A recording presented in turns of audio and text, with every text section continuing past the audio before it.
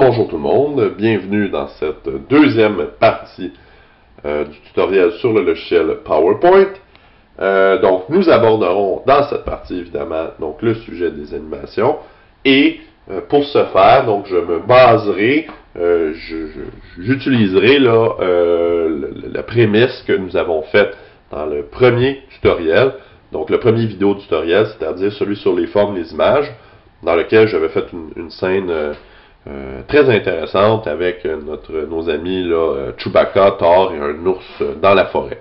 Donc, continuons cette merveilleuse aventure en parlant bien sûr des animations. Donc, si on veut faire une animation dans PowerPoint, eh bien rien de plus simple, on va aller bien sûr dans l'onglet Animation. Et là, permettez-moi de vous entretenir quelques instants sur les types d'animations possibles pour chacun des différents éléments donc, qui peuvent être animés. Donc, on peut animer toutes les images, tous les objets, les formes que nous avons ajoutées dans notre PowerPoint. On pourrait animer la bannière, on pourrait animer l'image clipart de l'ours et les deux images donc de Chewbacca et de Thor. Donc, je pourrais tout faire ça ici. Donc, pour ce faire, il faut d'abord choisir. Donc, choisissons par exemple notre ami Chewbacca. Et donc, j'ai cliqué sur Chewbacca, et donc j'ai une panoplie d'effets possibles. Donc, voyez ici les différents effets, et décrivons-les très brièvement. Premier type d'effet qui est indiqué par une couleur verte. C'est un effet d'ouverture. Donc, cet effet-là fera en sorte de faire apparaître l'image donc de Chewbacca. C'est donc dire que si je lui applique cette animation-là, au départ de la diapositive, on ne verra pas notre ami Chewbacca, et ensuite, il apparaîtra selon un mode quelconque. Par exemple, je pourrais le faire apparaître en faisant faire un zoom. Vous voyez ici, il apparaîtrait un peu comme s'il sortait de la forêt. Ça, c'est le premier type. Le deuxième type, c'est l'accentuation. Donc, l'image n'apparaît pas, l'image est présente, et on veut lui faire un effet particulier. Par exemple, une rotation. On veut le faire agrandir ou rétrécir. On veut lui faire un flash, ou quoi que ce soit, le faire chanceler, qui donne toujours l'impression de marcher. C'est toujours intéressant comme animation. Donc, rappelons-nous que l'image est présente, on n'a pas à la faire apparaître, c'est juste qu'on lui ajoute un élément lorsque l'image apparaît. Troisième type d'animation, évidemment, ce sont les animations pour quitter, de fermeture. Donc, encore là, plusieurs options. Et, donc, vous aurez compris que la fonction de ces types d'animation-là est de faire disparaître, donc, l'image. Donc, par exemple, je pourrais faire disparaître en faisant une rotation ou en le faisant rebondir, tout simplement, ou en le balayant comme s'il avait été là, oblitéré. Très intéressant tout ça. Mais encore une fois, donc, des possibilités autres, c'est-à-dire, dans le fond, des trajectoires. Donc, on peut choisir de déplacer l'image selon une trajectoire particulière. Et certainement, une des trajectoires qui nous le sera le plus utile, c'est le chemin personnalisé.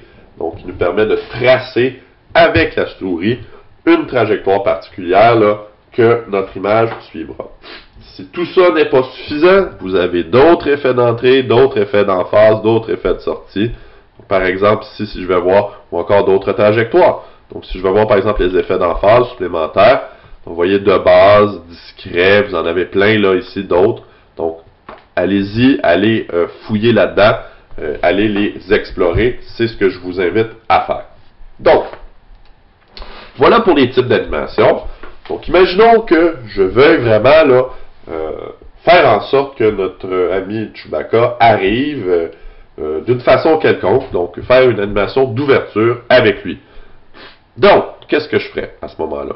Eh bien, je vais aller dans ma sélection ici, et disons qu'il va arriver en tournant comme ça, peut-être pas, en faisant un zoom comme ça, un peu comme s'il arrivait de la forêt, là, voilà, là. Donc, zoom, comme ça ici. Donc, ça veut dire que notre ami Chewbacca va arriver en faisant un zoom dans mon diaporama. Je pourrais également, on peut faire un test juste avant, là, avant d'aller jouer dans les options. Donc, je peux appuyer sur F5. Donc, on voit ici, Chewbacca n'est pas là au départ. Donc, qu'est-ce que je vais faire? En cliquant sur la souris, eh bien, je fais apparaître notre ami Chewbacca comme s'il apparaissait de la forêt. Je reviens à notre situation initiale. Tout ça pour vous discuter des options d'effet ici. Donc, cette option-là nous permet de choisir des fois des options particulières par rapport à l'animation choisie.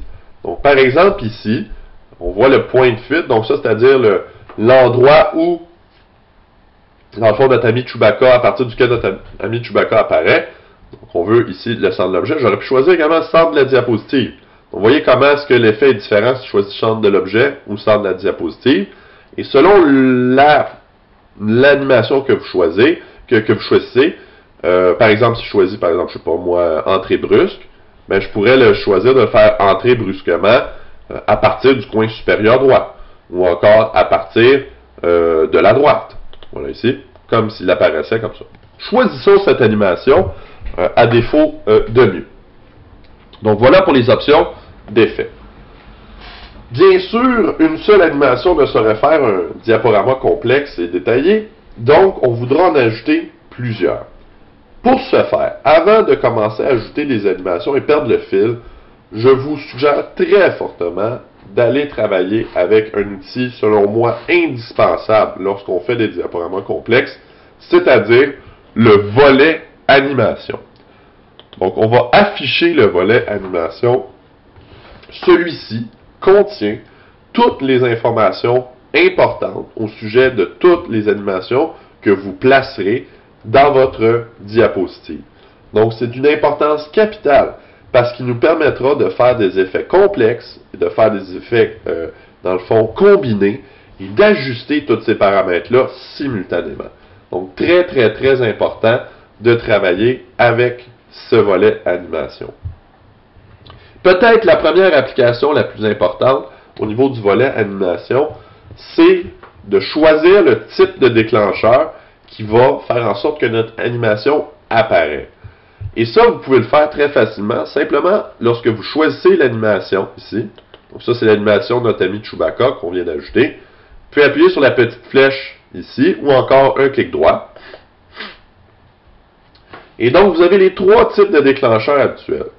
C'est-à-dire, est-ce que l'animation va démarrer en cliquant, démarrer avec la précédente, ou encore démarrer après l'effet précédent. Ce que je suggère fortement, c'est toujours de travailler avec les deux derniers déclencheurs. La raison est simple. C'est qu'on veut créer une animation qui va rouler automatiquement, qui va être dans le fond là, qui va fonctionner sans qu'on ait systématiquement à changer les différentes diapositives, à faire apparaître les éléments, à les faire disparaître. Donc on veut que ça se fasse automatiquement. Donc, pour la première animation de la diapositive, eh bien, on va démarrer avec le précédent. Vous voyez donc ici, on voit qu'au lieu d'avoir un et une souris, pour indiquer que la première animation se faisait au clic, on a un chiffre ici qui est 0. Ça veut dire quoi? Ça veut dire que dès que la diapositive apparaît, l'animation a lieu. Donc, par exemple, ici, je vais appuyer sur F5 pour montrer le résultat. Donc, apparition de la diapositive, apparition simultanée de Chewbacca. Je n'ai pas eu à cliquer. Ça s'est fait automatiquement. Donc, je n'ai pas eu à toucher à rien. J'ai simplement appuyé sur F5 et le tout s'est joué automatiquement. Donc, voilà pour les déclencheurs. On va en reparler un petit peu plus dans quelques instants. Autre chose intéressante à ce sujet-là. On va retourner voir toujours dans les options. Donc, il y a les options d'effets qui sont très intéressantes ici. Donc, vous voyez ici, effet, vous pouvez choisir le sens. Donc, ça revient à ce qu'on avait ici en haut dans la catégorie options effets. Donc, ça se modifie de deux façons. On peut choisir d'ajuster certains paramètres. On peut choisir par exemple, est-ce qu'il va y avoir un petit rebondissement à la fin? Est-ce que Est-ce qu'on va faire en sorte qu'il y a un démarrage en douceur? Vous voyez, peut-être je pourrais ajouter un petit rebondissement à la fin, un petit rebond plutôt là, à la fin de, par exemple, 1,1 seconde. Et voilà. Il y a un minutage ici également. On va généralement peu travailler avec cette section-là ici, puisqu'il y a une autre façon de le faire qui est beaucoup plus efficace à l'intérieur du volet animation. Mais bon, vous pourriez choisir par exemple là, la durée, faire en sorte que ce soit plus court, plus long, etc. Mais comme je vous dis, il y a une façon beaucoup plus efficace de travailler avec ça. Pour ce qui est du son, donc tout ce qui est son, je vais en discuter dans le 3e vidéo, où on va parler du son, de la musique qu'on peut ajouter à un PowerPoint. Donc vous aurez là toutes les informations à ce moment-là. Donc je vais cliquer sur OK ici. Bon, on voit plus ou moins notre rebond, mais c'est pas vraiment grave. Je vous parlais tantôt là, du minutage, donc la vitesse à laquelle se fait cette animation-là. Donc, ce minutage-là, il est possible de l'ajouter, comme je le disais, à partir du volet animation. Donc, comment est-ce qu'on va faire ça? Eh bien, voyez ici là, la petite barre jaune. Cette barre jaune-là indique à quelle vitesse et comment, quand est-ce que démarre l'animation et à quelle vitesse elle se fait. Donc, il est possible d'abord de déplacer latéralement ça. Qu'est-ce que ça va faire? Ça va retarder l'entrée en scène de notre ami Chewbacca.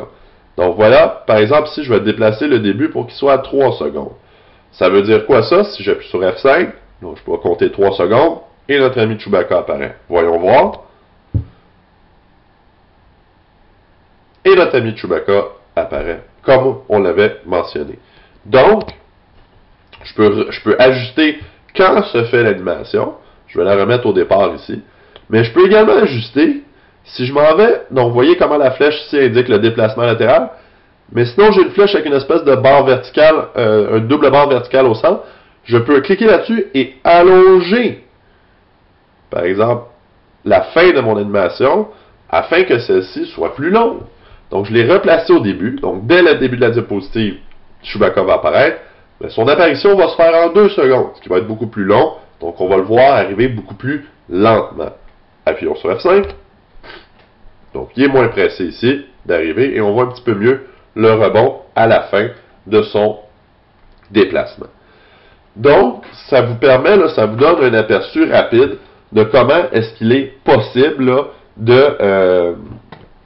d'ajuster, si vous voulez, le déroulement d'une animation. Cela dit, donc, c'est bien simple avec une animation, mais qu'en est-il de plusieurs animations, ou encore d'une combinaison d'animations? Donc, voyons voir un petit peu qu'est-ce qu'on peut faire avec ça. Donc, imaginons que notre ami Chewbacca est là, imaginons que notre ami Thor doit apparaître. Donc, je vais y aller un petit peu plus rapidement ici, là, on commence à être habitué. Donc, je vais ajouter une animation pour le faire apparaître. Donc, imaginons une entrée brusque qui va provenir de la gauche, comme ça ici. Donc, voilà. Et je vais ajuster, dans le fond, le temps à laquelle... Non, je vais faire ça plus tard. Première des choses que je vais faire tout d'abord, je vais revenir avec mes déclencheurs ici. Donc, si j'appuie sur la petite flèche grise, on remarque que c'est démarré en cliquant. C'est pas ce que je veux, puisque, évidemment, je veux que tout se fasse automatiquement. Donc, j'ai le choix. Est-ce que je veux que Chewbacca, plutôt Thor, apparaisse en même temps que Chewbacca, donc avec le précédent, ou après? Donc, vous voyez la différence quand j'appuie sur après. Vous voyez une petite horloge ici. Donc, ce que ça montre, c'est que l'animation de Chewbacca va avoir lieu, et tout de suite après, l'animation de Thor aura lieu. Donc, j'aurais pu faire comme ça également. J'aurais pu aussi choisir avec le précédent. Donc, les deux se seraient faits simultanément, mais quand je choisis cette option, j'ai aussi la possibilité de déplacer, comme je l'ai fait tantôt. Donc, je peux allonger mon animation, et je peux la déplacer également. Je peux la placer pas mal arbitrairement, où je veux. Je pourrais la placer pour qu'elle commence à peu près au milieu du déplacement de notre ami Chewbacca, donc à 1 seconde, et qu'elle dure 1,5 secondes. Donc, voyons ce que ça donne ici. Chewbacca arrive, pendant ce temps-là, notre ami Thor arrive. Donc, possibilité aussi, ici, au niveau des différentes animations. Essayons de perfectionner ça un petit peu. Donc, imaginons qu'en même temps que notre ami Chewbacca arrive, il marche, donc je vais lui donner un effet chancelant. Et je pourrais faire la même chose, là, mais quoi que je ne le ferai pas par économie de temps, là, mais je pourrais faire la même chose pour notre ami Thor. Donc, je vais cliquer sur Chewbacca. La seule chose à laquelle il faut faire attention, c'est que si je m'en vais choisir directement ici une animation de chancellement, voyez comment l'animation que j'avais ajoutée au départ est devenue une animation de chancellement. C'est pas ce que je veux. Je veux ajouter une nouvelle animation en plus de celle qui faisait en sorte que notre ami Chewbacca arrivait. Donc, je vais défaire ce que je viens de faire à l'instant même. Regardez bien ce que je vais faire à ce moment-là. Donc, au lieu d'aller travailler ici, je vais aller cliquer sur Ajouter une animation et je vais choisir donc l'animation chancelée ici. Encore une fois, cette animation-là se fait au clic, c'est pas ce que je veux. Je veux qu'elle se fasse en même temps que la précédente. Et je peux même la déplacer pour qu'elle soit là en même temps que l'animation image 6. Et je pourrais l'allonger ici pour qu'elle se fasse exactement de la même longueur. Donc, vous voyez la combinaison visuelle que ça donnera. Donc, c'est comme si notre ami Chewbacca arrivait en chancelant, en marchant. Vous comprendrez que les possibilités sont vraiment énormes. Okay? Et quand on commence à en ajouter des animations, ça devient complexe. L'objectif ici, ce n'est pas vraiment là, de montrer jusqu'à quel degré de complexité on peut aller. Vous pourrez le tester par vous-même, mais je vous donne dans le fond les informations de base, les outils que vous avez besoin pour commencer à gérer justement ces animations-là. Donc c'est vraiment de cette façon-là qu'on peut faire des animations qui sont complexes, faire des combinaisons d'animations, retarder certaines animations par rapport à d'autres, et ensuite, donc, d'avoir des effets visuels qui sont intéressants. Donc, je pourrais faire ça. Peut-être juste pour terminer, je vous ai parlé tantôt au tout début des animations au niveau des trajectoires. Donc, imaginons ici que notre ami Thor arrive, puis ensuite se déplace d'une façon là, quelconque. Donc, je pourrais choisir, par exemple, d'ajouter une animation. Et je vais aller au fin fond, là, ici, le chemin personnalisé. Et voyez ici, là, donc, je vais choisir, à partir de Thor, de dessiner un trajet quelconque. Et ce trajet-là, voyez comment je vais le faire. Je vais le faire pour suivre un chemin fictif là, dans cette forêt. Donc, vous voyez mon crayon. Et Thor va suivre ce chemin-là, ici. Jusqu'à même sortir. Je double-clique pour terminer le trajet. Notre ami Thor va disparaître ensuite. Vous voyez comment je vais combiner ces animations-là. Je vais la mettre après le précédent. Donc, pourquoi? Parce que notre ami Thor va apparaître, ensuite va se déplacer. Qu'est-ce que je vais faire en plus de ça? Je vais cliquer sur notre ami Thor et je vais ajouter une animation d'agrandissement ou de rétrécissement. Et ce que je vais faire, donc je vais la mettre avec la précédente, donc elle va avoir lieu en même temps qu'il se déplace. Et dans les options d'effet, je vais, au niveau de la taille, je vais choisir de réduire la taille de Thor. Donc, par exemple, jusqu'à, je sais pas moi, 25% de sa grandeur normale. Et pour terminer, ce que je vais faire, c'est que je vais allonger tout ça jusqu'à, par exemple, 10 secondes, de telle sorte qu'on aura l'impression que Thor se déplace en s'éloignant. Donc, ça donne un effet de perspective intéressant ici. Allons-y, sans plus tarder. Donc, j'appuie sur lecture. Pas sur lecture, je vais le faire en plein écran. Chewbacca arrive, Thor arrive, et ensuite se déplace tranquillement, pas vite, dans la forêt, en s'éloignant. Peut-être une dernière chose qui peut être intéressante. Donc, on a vu ici Thor passer devant Chewbacca. Pourquoi est-il passé devant? Puisqu'il apparaît en avant de lui. Il est possible de changer ça. Par exemple, je pourrais mettre Thor ici. Je pourrais le mettre en arrière-plan. Et quand je dis en arrière-plan, c'est pas dans l'image de la forêt, c'est juste qu'il va être derrière notre ami Chewbacca. Donc, si je refais l'animation, on va voir que notre ami Thor va passer derrière Chewbacca et non devant lui, comme tantôt. Donc voilà, encore une fois, beaucoup d'informations et beaucoup de choses à découvrir, à explorer. Mais c'est vraiment ça le mot d'ordre. Donc allez-y, foncez, ajouter des animations, disposer de ces animations-là comme vous le souhaitez. Et c'est vraiment ça là, qui va faire en sorte que votre diaporama va vraiment là, prendre la vie et faire en sorte d'être très très intéressant au plan visuel. Donc la troisième partie du tutoriel, nous allons aborder peut-être un autre des aspects les plus intéressants, au-delà de l'image, le son. Donc nous allons parler comment est-il possible d'ajouter des sons et de la musique au diaporama et comment ajuster tout ça pour que ça suive là, une trame prédéfinie et que ça puisse là, vraiment là, être très personnalisé par rapport à une histoire qu'on essaie de raconter.